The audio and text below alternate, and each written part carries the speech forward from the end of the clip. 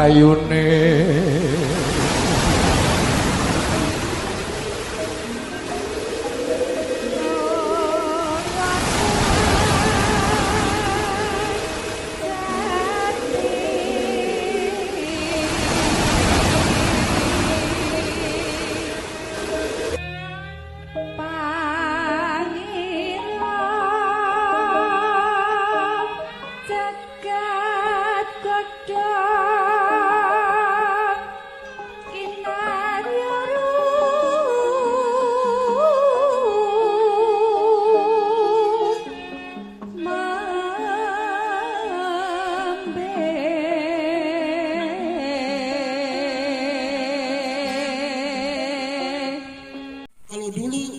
Diponegoro perang dengan perlawanan fisik jelas nyata, tapi penjajahan hari ini sangat berat karena sudah masuk kepada ranah penjajahan kultur budaya yang tidak terasa dan mendarah daging.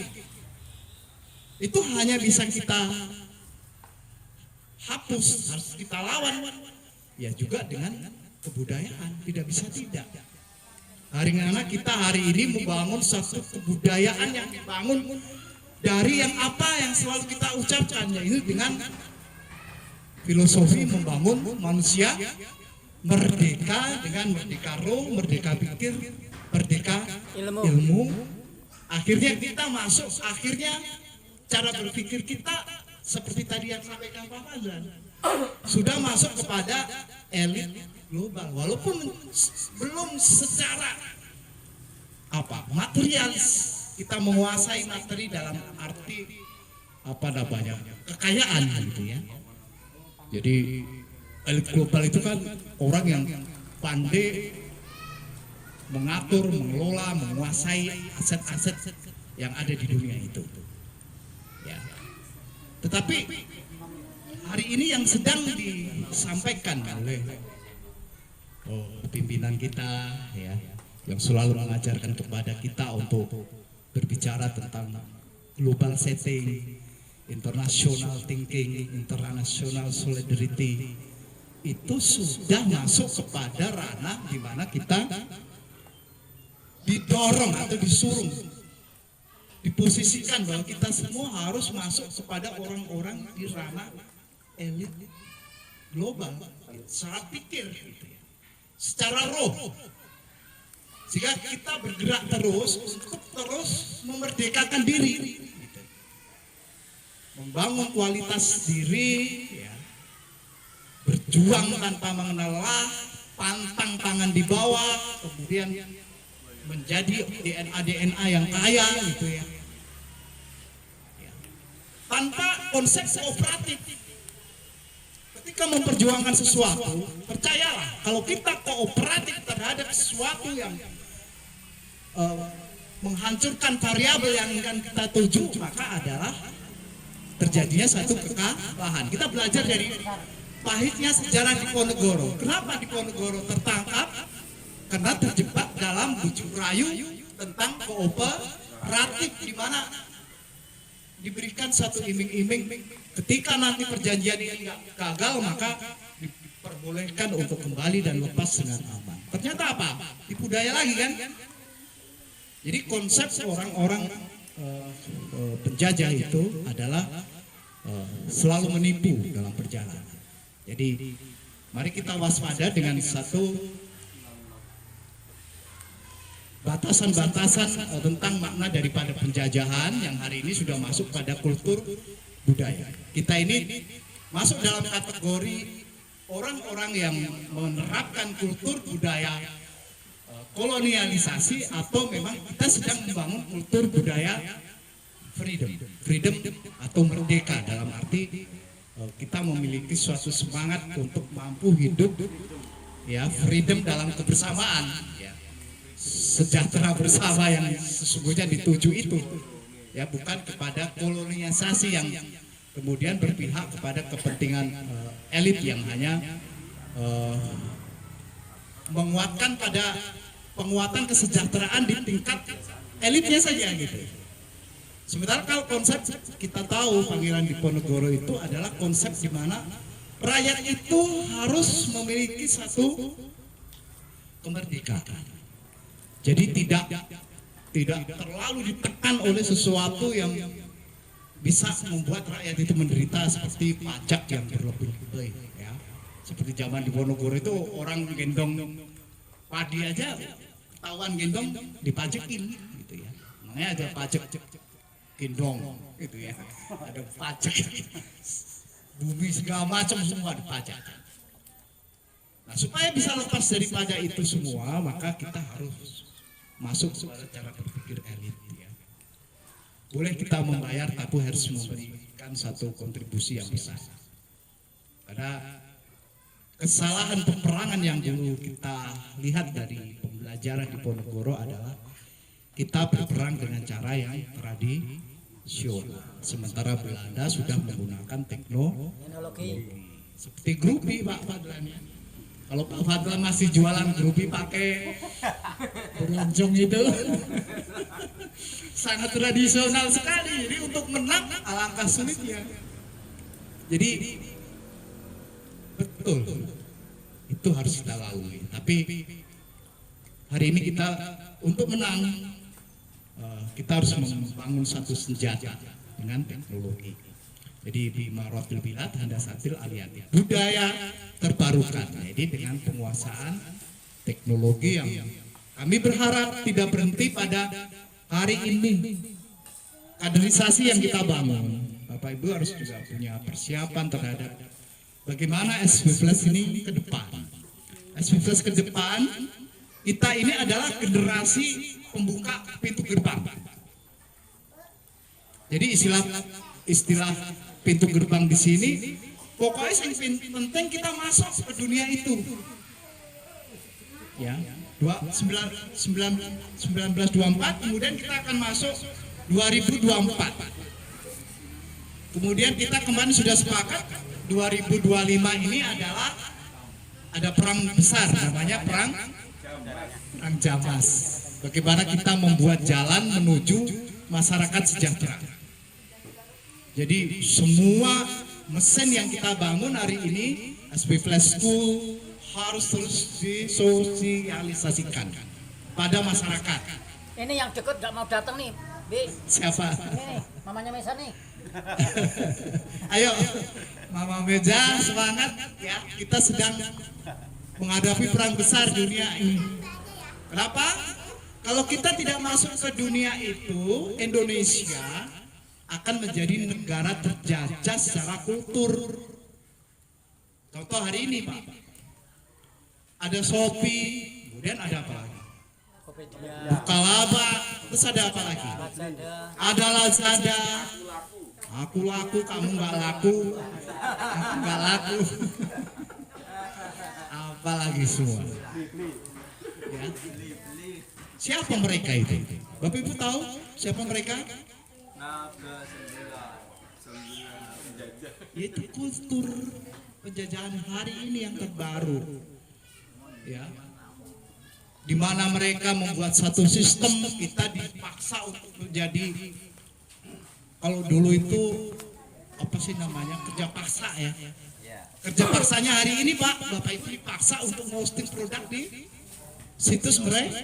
Jadi secara nggak sadar kita menjadi pendukung program mereka. Bapak Ibu hanya diberikan kemanjaan sementara, gitu ya.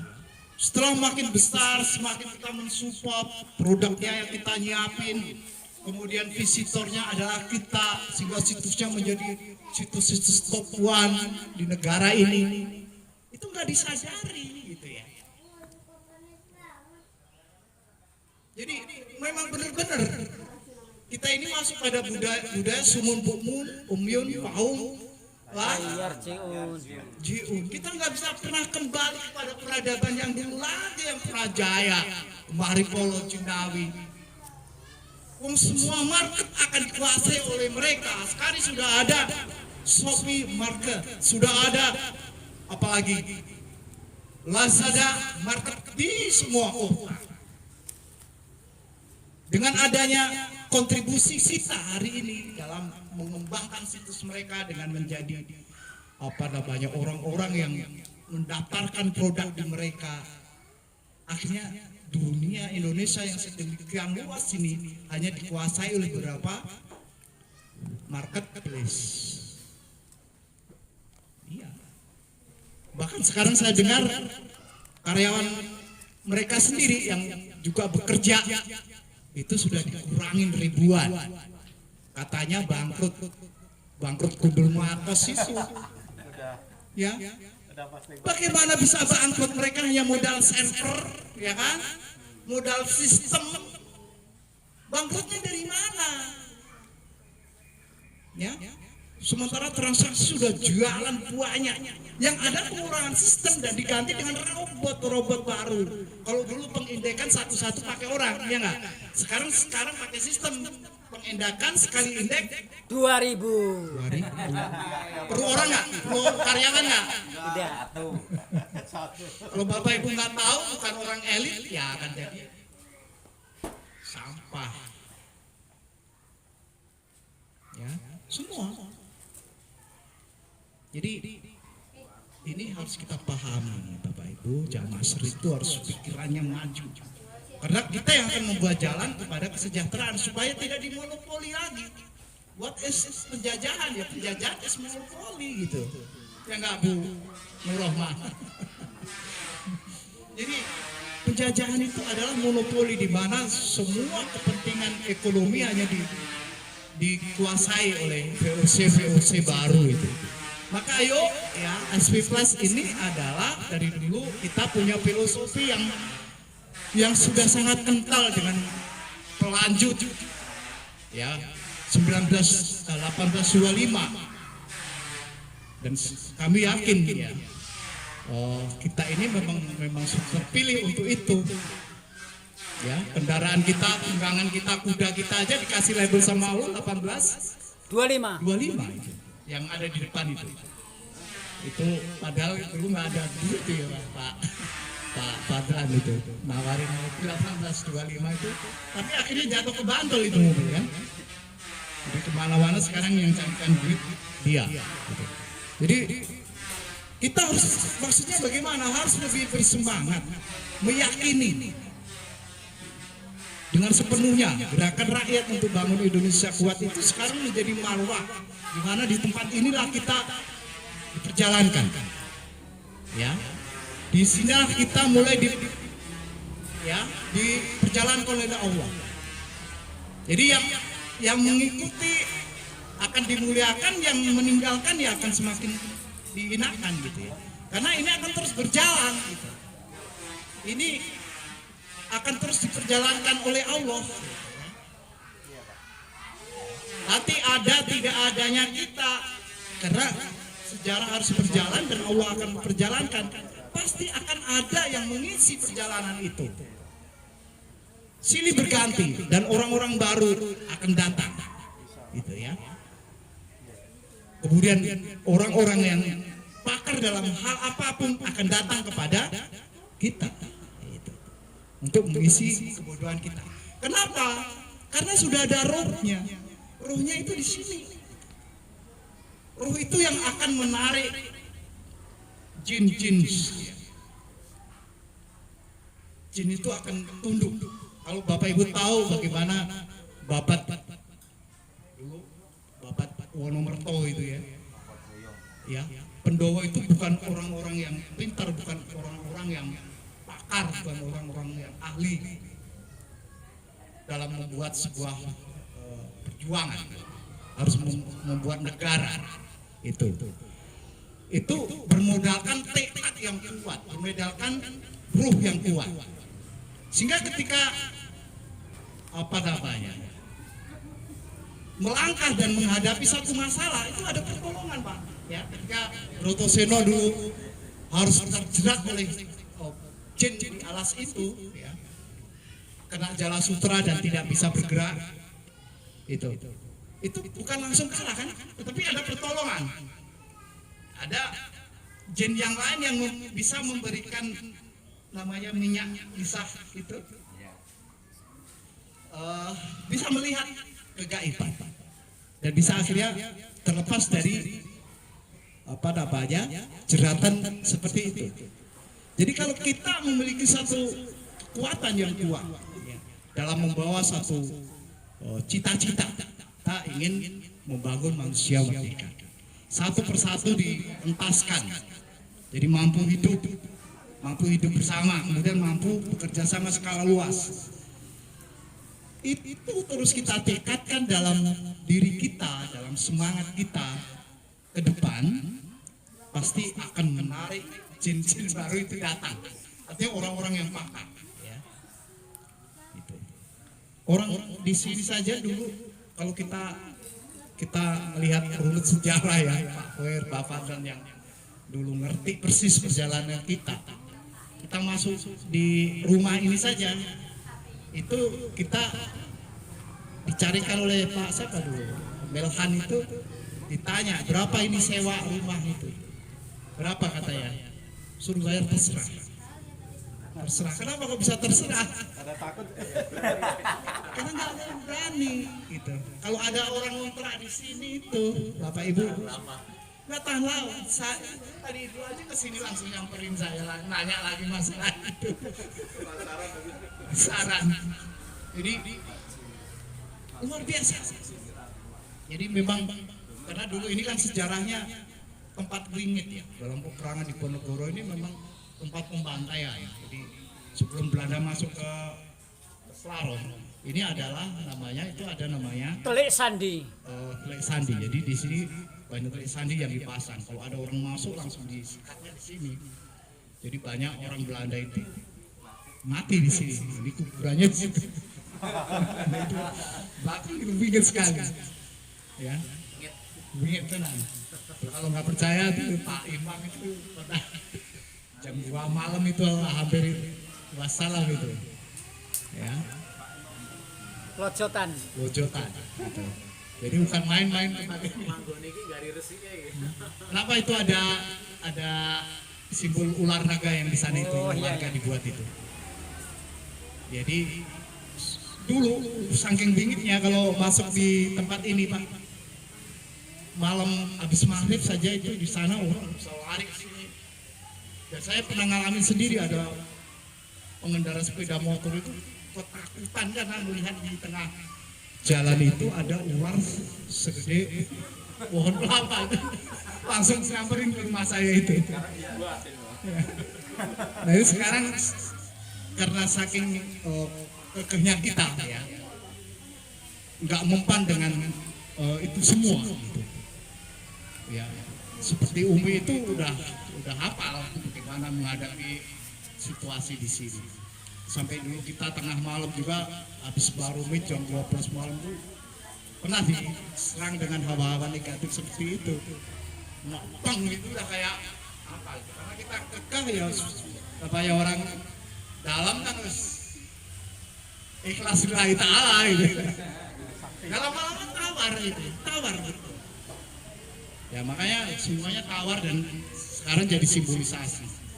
Ya grup itu waktu itu memang menjadi satu yang luar biasa dalam pengembangan perubahan kebudayaan di sini, yang tadinya ini satu tempat yang ringit angker dan sekarang bisa disulap menjadi tempat yang luar biasa seperti ini ya. Dan ular naga yang tadinya suka mengganggu itu sekarang sudah dijemur itu oleh warga itu. Jadi insya Allah ini aman, sudah ketangkep. Ya, Sudah ketangkep. Tinggal menjadi satu sejarah tadi, sudah tangkap. Jadi sudah diamankan tempat ini, kita rubah. Kalau dulu ini Wonomerto itu sudah menjadi kerajaan Amarta. Jadi sudah menjadi tempat yang baik, yang makmur, dan ini sejarah Bantul gitu. Bapak Ibu dari sini diberangkatkan. Yang mungkin yang tempat lain nggak punya gitu ya. Sejarah 1825 itu memang dimulai dari sini gitu ya. Dan sejarah masuk kepada dunia hari ini, kita akan memasuki satu perjuangan Jamas di 2025. Di mana ya? Di sini gitu. Jadi untuk 100 tahun ke depan ini tugas generasi kita yang akan datang. Jadi kita sudah merancang sistem sampai menghadapi seperti itu. Ya, kondisi kita dari tempat yang jauh, dari tengah kota kita dibuang di desa ini oleh guru kita dulu bertugas ke desa menghadapi suatu perjuangan yang seperti itu. Dan sekarang kan tinggal meneruskan. Tadi Bapak Fadlan merasakan pahit pikirnya, ya memang betul luar biasa ya. Dulu grup itu ya bisa lemah, bisa hancur ya. Tadi faktornya seperti di Ponorogo, banyak pengkhianatan ya. Orang kita baru banyaknya marketing, banyak-banyaknya itu ada dari orang sebelah itu, Pak sama dulu Edi ya. Marketing baru sebentar, tahu-tahu buah-buahnya, tahu-tahu bikin pabrik sendiri, terus uangnya nggak disetor, ini nggak? Ya kan jadi banyak cerita dulu kita di sini, tapi ya itu tadi kita kembali dari kesemangatan kita bahwa Bantul is entrepreneur dari dulu, pantang tangan di bawah. Kita bersama dengan Bapak Ibu di warga ini untuk bagaimana sih bikin grubi itu kan susah payah. Kita mau bikin kue aja gontok-gontokan dulu sama tim yang industri malah nggak jadi gitu. Bikin grubi angel tenan, ya. Tapi karena kita semangat dari mentalitas kita, akhirnya kita bisa menemukan hal-hal baru dan semua tidak lepas dari bimbingan Allah. Nah, adik-adik kita harus paham, SBPS itu lahir bukan sesuatu yang gampang, jadi payah orang tua dulu ini luar biasa. Nah ini kan tinggal running, Bapak Ibu tinggal menemukan zaman emasnya itu, ya zaman emas di 2025 besok ke sana itu harus betul-betul dilakukan kerjasama yang lebih cepat, gitu ya. Kita udah mulai ya di 2023 ini kita terus mengadakan kerjasama dengan pelaku usaha. Dari kemarin udah dengan dunia kesehatan, saya pikir itu nanti akan terus berjalan. Kemudian dunia pariwisata dengan traveling dan agency terus berjalan. Nanti dari material apalagi bagaimana semua chemical itu ya kita kerjasama dulu. Sampai kalau kita nanti capital kita sudah makin besar, mau import sendiri, no problem. Gampang sekali import hari ini. Yang penting kita calling ke pabrik mereka, kita buatkan, minta packing listnya dong, buat ya, packing list udah jadi, tinggal ke forwarder atau jasa-jasa transportasi. Dia sudah urusi dari ambil dari gudang, pelabuhan sampai ke tempat kita. Jadi impor itu hari ini sangat gampang. Ekspor pun demikian. Kalau kita bisa dapat channel di luar negeri tentang kebutuhan produk kita minta tolong forwarder itu udah kirim di sana udah oke. Nggak ada yang sulit sekarang. Jadi yang terpenting kita hari ini terus konsisten dalam pengembangan divisi. Jangan tanggung-tanggung, kita gencar terus ya. Semua sistem yang diperlukan untuk percepatan kita akan cari terus. Kita akan diskusi terus perkembangan teknologi yang ada ya. Jadi nggak tertinggal. Kita harus terdepan terus. Kemudian kaderisasi terhadap sahabat-sahabat kita jangan putus ya, terutama CSO kita ke depan. Jadi mentality yang akan kita kembangkan terus adalah yang harus kita ingatkan terus kepada anak-anak kita. Ingat, DNA kita adalah pejuang. Bantul itu pejuang, nggak ada yang lain. Yang namanya pejuang itu pasti mentalnya DNA-nya kaya gitu. Namanya pejuang itu ada sesuatu yang diperjuangkan dan itu bukan untuk dirinya sendiri. Kalau di Ponorogo untuk dirinya sendiri dia anak raja, Pak. Dia digadang-gadang untuk jadi raja, tapi dia tinggalkan semua tahta itu. Percuma jadi raja kalau hanya dijadikan relean bangsa asing, boneka saja, ya kan? Lebih baik fighting kita. Gitu. Jadi apapun yang kita kerjakan hari ini, Bapak Ibu yang masih di lapangan atau CSO ataupun sebagai optimotor, coba loh, mentalitas kita itu memang pejuang gitu ya, pantang menyerah. Kalau orang udah seperti itu, semuanya akan ketemu gitu. Semesta itu mendukung tadi, akan dipertemukan lagi, akan dikirim lagi, tergantung seberapa kuat sih roh kita ini akan menarik kehidupan.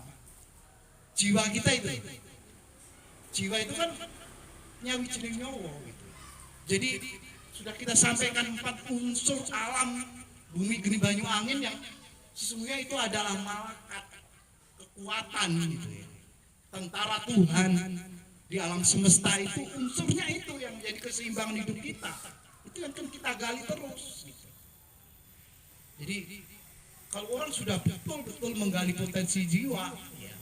Bapak Ibu tadi kayak tadi batin panas, baru panas saja tahu angin datang gitu. Angin itu sudah menyatu dengan diri kita. Kalau jiwa kita ini goncang aja kadang-kadang langsung gempa bumi, Pak. Benar itu. Nggak percaya. Coba dilatih deh. Bagaimana kita ini menyatukan diri dengan alam. Karena alam itu, ya, jiwa itu adalah kedatonnya alam semesta itu atau rakitnya di situ. Kalau itu terus kita asah. Jadi bagaimana kita terus menyatu dengan kekuatan alam itu. Bagaimana kita mengendalikan angin, api, air yang semuanya di sini diikat oleh satu marwah. Marwah ketuhanan yang di dalam diri kita itu. Sari-sarinya air ada dalam diri kita. Sari-sarinya api ada di dalam kita. Sari-sarinya bumi ada di dalam diri kita. Dan sari-sarinya angin pun dalam hembus nafas keluar masuk itu yang terus menggerakkan itu. Jadi tidak ada alasan kita untuk jatuh menjadi orang-orang yang menyerah gitu ya. Untuk jatuh menjadi orang-orang yang tangan di bawah. Putuskan kalau masih ada. Karena tidak akan menjadi orang besar kalau selama kita itu masih mempunyai sikap meminta. Tidak mungkin. Kita bisa lihat secara di Ponorogo. Di Ponorogo itu bukan di sini saja berjuang. Dibuang ke Padang, berjuang nggak dia? Berjuang. Dibuang ke Makassar, bisa dimatikan nggak semangatnya? Tidak.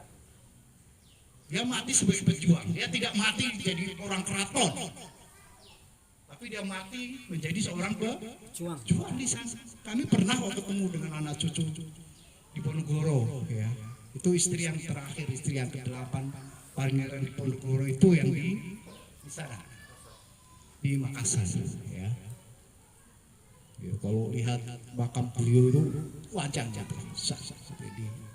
di sana di Makassar itu ya. Dan oleh negara nggak diurus. Yang ngurus itu malah orang yang membuatkan makam itu bagus adalah dari Universitas Islam Negeri UN di Makassar. Kami dengar sendiri dari anak cucu beliau. Ini Pak yang membangun semua bukan dari negara. Ini negara hari ini sudah seperti apa ya? Tidak menghargai pahlawan yang luar biasa. Padahal beliau itu tokoh pejuang yang melahirkan pejuang-pejuang bukan di Indonesia, Pak. Anak turun beliau itu tersebar. Ada yang di Jerman, ada yang di Belanda, ada yang di Pakistan, ada yang di Arab. Dari 12 kalau menurut cerita putra cucu beliau itu ada 12 putranya itu ya, ada 5 yang putri itu tersebar ya. Makanya banyak makam-makam dari putra-putra beliau itu ada yang di Malang dan di mana-mana. Jadi kami berharap bantu seperti itulah nanti ke depannya. Bukan menjadi orang-orang yang terbungkam, kemudian menjadi orang-orang yang buta, ya kan? Jadi masuk bicaranya aja merdeka gitu ya, tapi tidak berani bicara gitu, ya.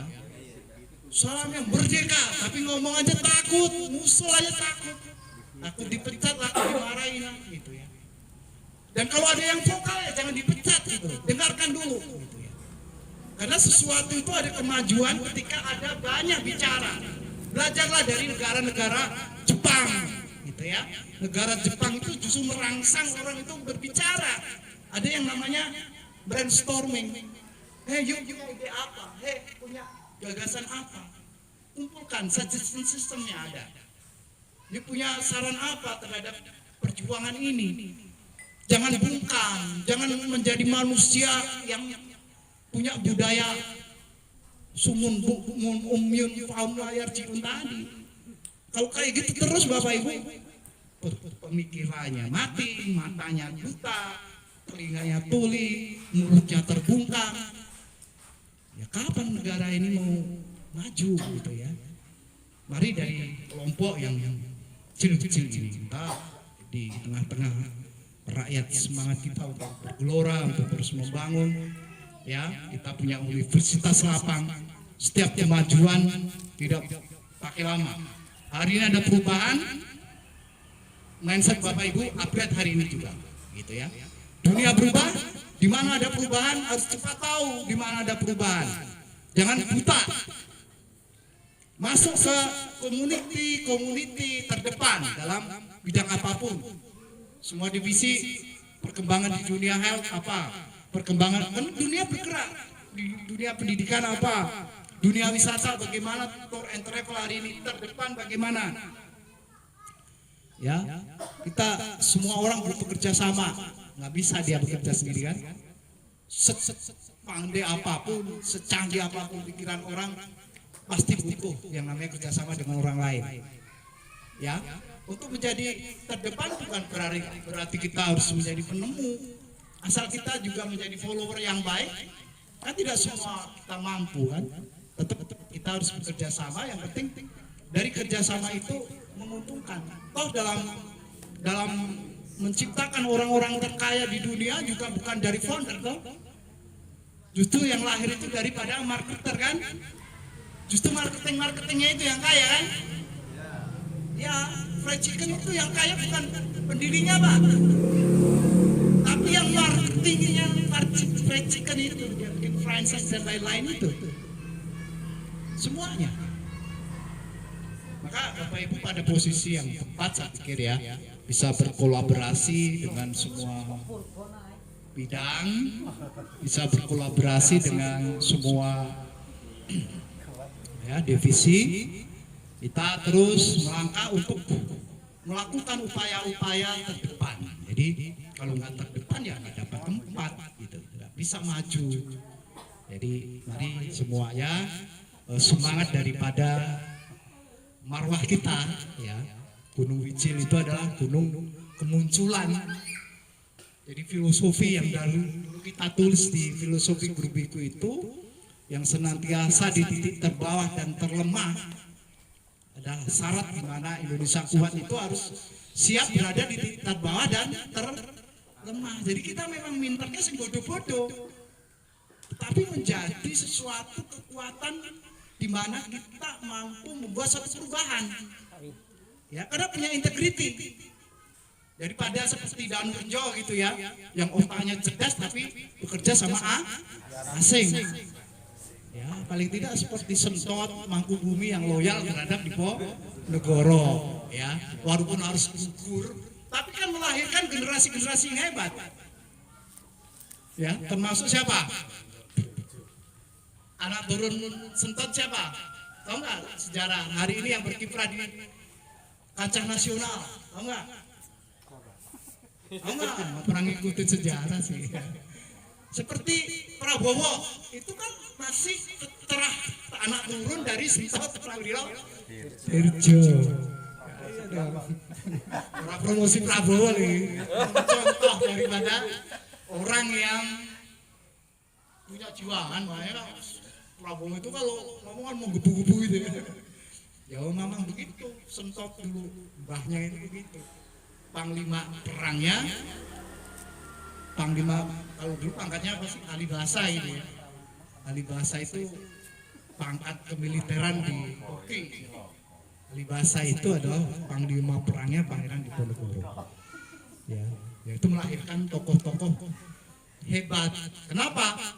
Makanya DNA kita itu tolong dong jaga, jaga bener. Kalau Bapak Ibu nggak ingin punya DNA seperti Danur Joy, pengkhianat ini. Karena orang yang tangan di bawah itu dikasih tempat yang tertinggi pasti akan tetap miskin mentalnya. Mau jadi DPR ya korup, jadi bupati ya korup, karena mental pengkhianat gitu ya. Jadi coba dibangun lagi, kita jangan ada lagi yang jatuh di tangan di bawah. Sepahit apapun hidup kita, nggak akan mati kalau ruh kita itu hidup. Kita ambruk dulu, rugi 200-an juta utang, sampai jatuh sakit pun nggak akan mati kita. Asal punya keyakinan, pasti Allah tolong. Sebut aja Allah terus. Allah itu maha dahsyat. Ya, kita masih punya energi alam yang menyatu dengan jiwa yang bisa kita atur secara baik, ya kan? Kemudian kita punya Tuhan yang punya situs 100 dalam diri kita itu terus yang kita asah, ya. Sehingga semua kekuatan yang ada di alam, ya, baik itu alam semesta itu sendiri ataupun manusia yang juga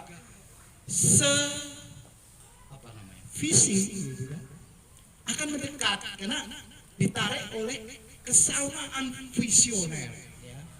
Jadi mereka akan mendekat dan akan didekatkan.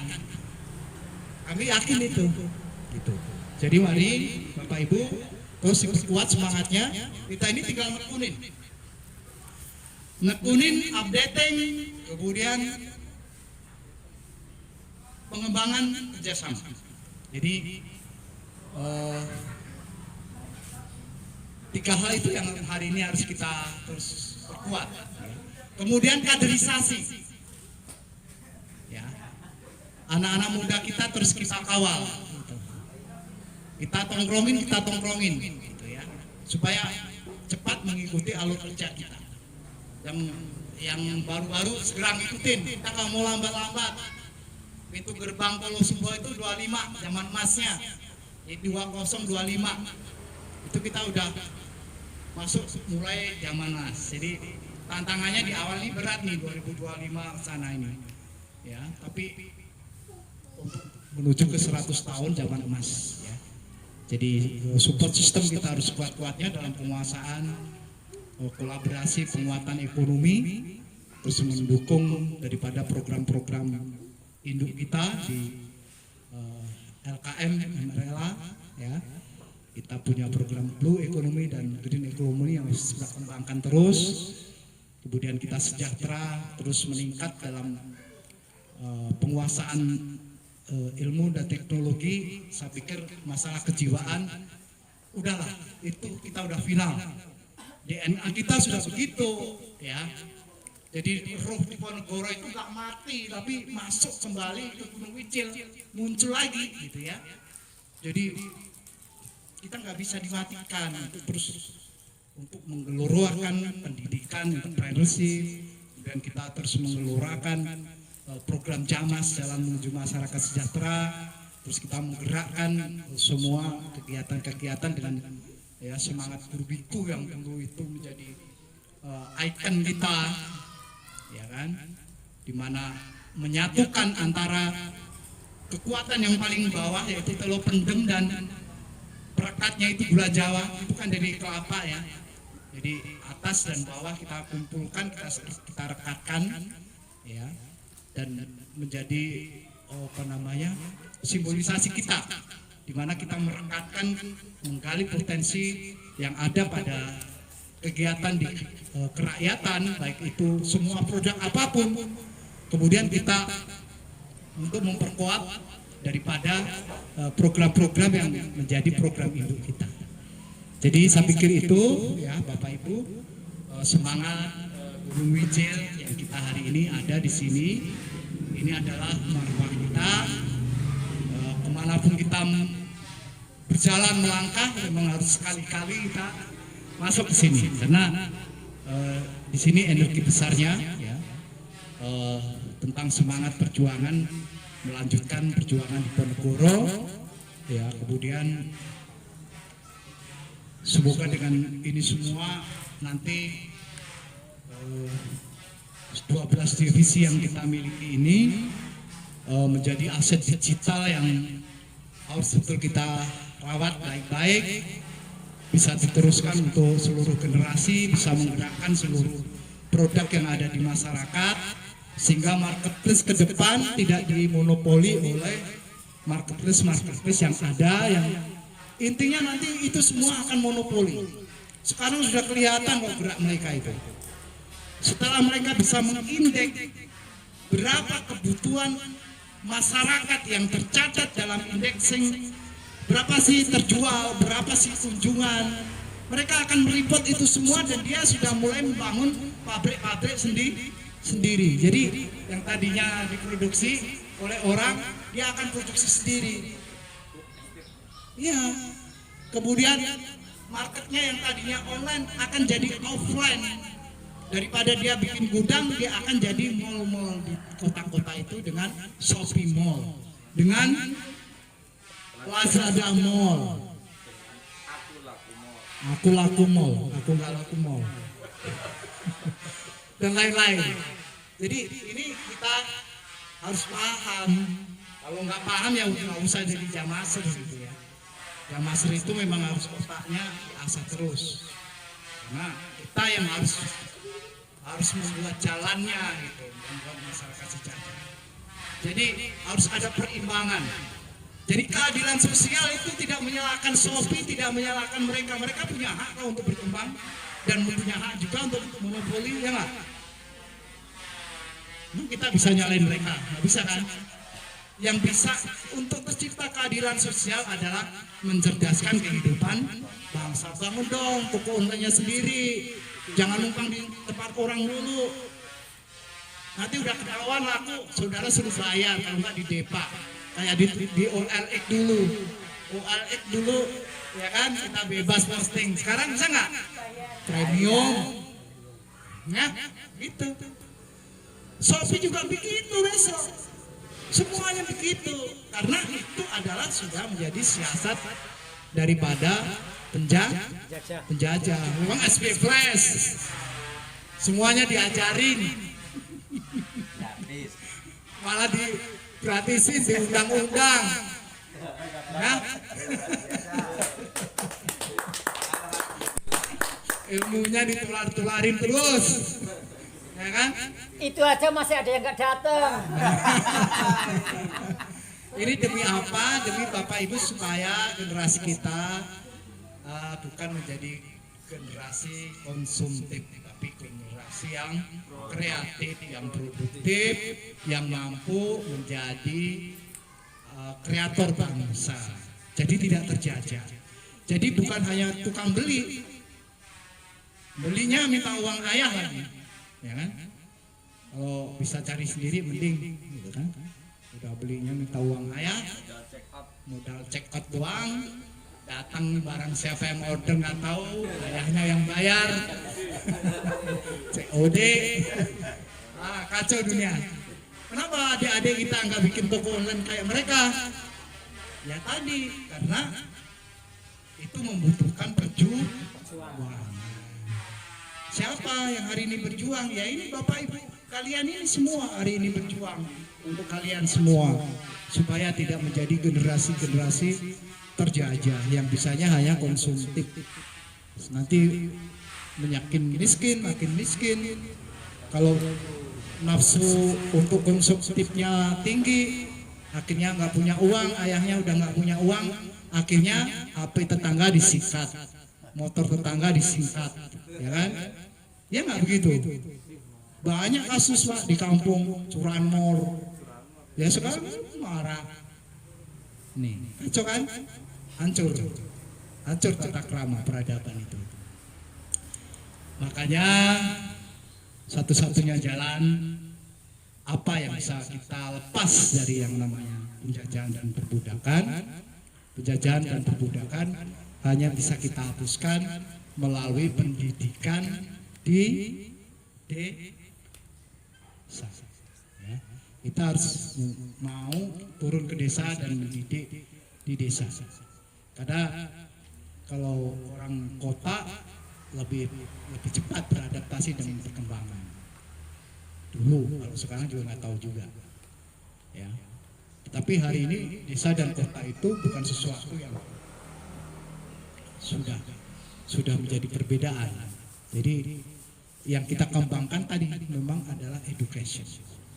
Sehingga antara otak kita dengan otak orang-orang yang ada di Bekasi dengan otak orang-orang yang ada di Jakarta sudah sama. Kita bisa menggerakkan dan bisa menggerakkan ekonomi itu dari desa. Desa juga terus bertumbuh dan berkembang. Ini kita lihat luar biasa. Ini berkat satu edukasi secara cepat ya dan menyeluruh. Ya.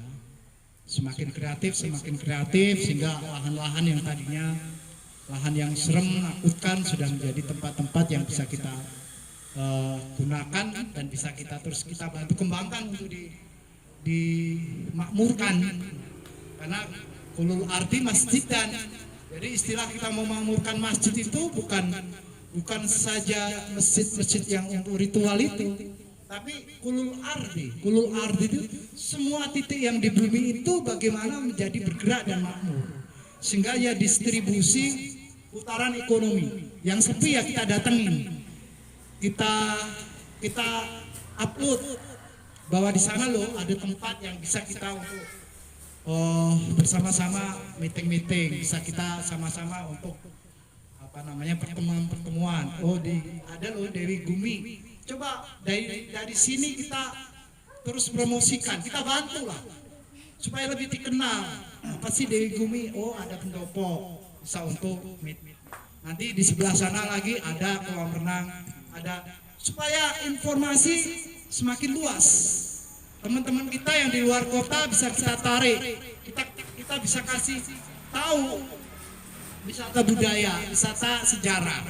Lo historinya kayak gini loh, ini tempat luar biasa loh. Oh lo, ini dulu Grupi dari sini loh lahirnya itu. Yang sekarang ya kalau di dunia internet yang namanya Grupi udah kemana tahu ya, sampai ke Makassar, sampai ke luar Jawa, semua isinya Grupiku gitu ya. Di mana sih itu? Oh di sini ternyata di Gunung Wijil gitu ya. Jadi kita bantu dan kita jadi event organizer. Jadi mereka datang kita sambut, ini penginapannya udah ada belum di sini?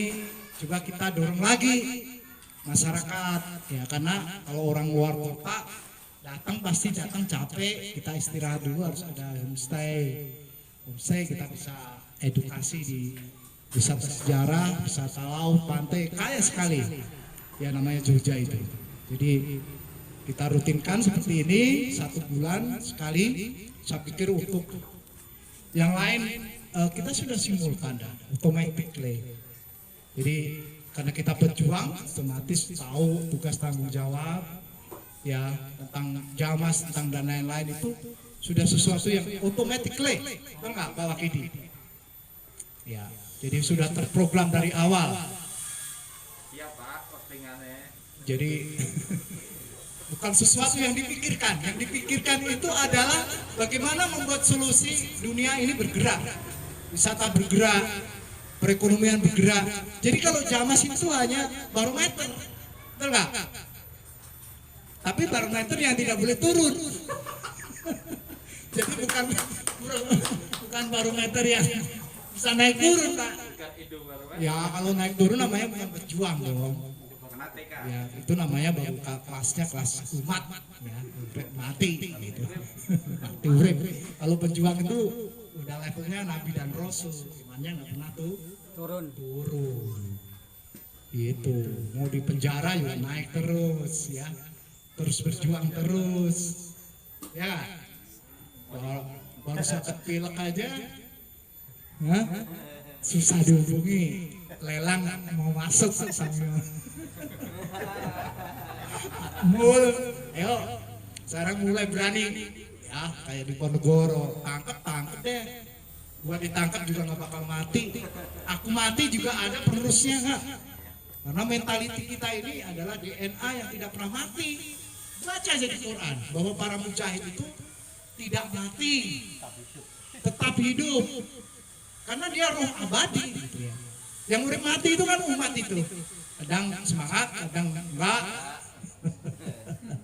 Ya, mau jadi umat atau mau jadi ya, pejuang gitu ya.